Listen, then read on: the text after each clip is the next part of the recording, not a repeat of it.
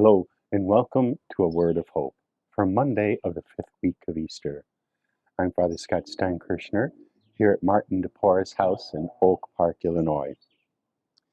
In our first reading from the book of Acts, Paul and Barnabas have been having great success. And Paul sees a man listening to him who has been lame since birth. And Paul, it says, sees that he has the faith and tells him to stand up. It doesn't say that Paul healed him. Paul sees that he has the faith to be healed, tells him to stand up. The man does. And the Greeks in the area are so amazed at this miracle that they proclaim that Paul and Barnabas must be Zeus and Hermes come down from the heavens. And they want to worship them. And they say, no.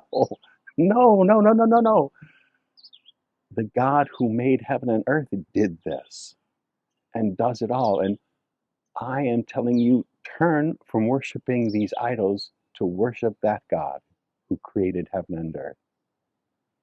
And then he adds this interesting thing.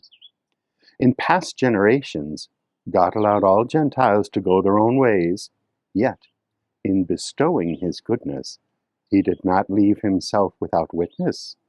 For he gave you rains from heaven and fruitful seasons, and filled you with nourishment and gladness for your hearts. What Paul is saying is that joy you find in your hearts, that was put there by God. And Paul's word is having such an effect in people because they already know God just by a different name.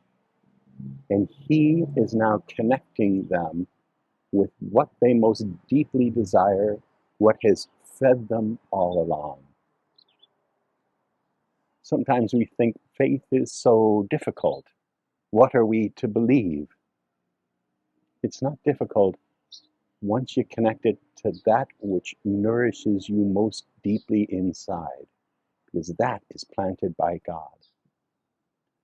Find that place in yourself today where your faith connects with your deepest desires, and let that spring up. And maybe help someone else to find that in them as well. Faith doesn't have to be difficult. If it's real, it springs forth. Good luck with that task today.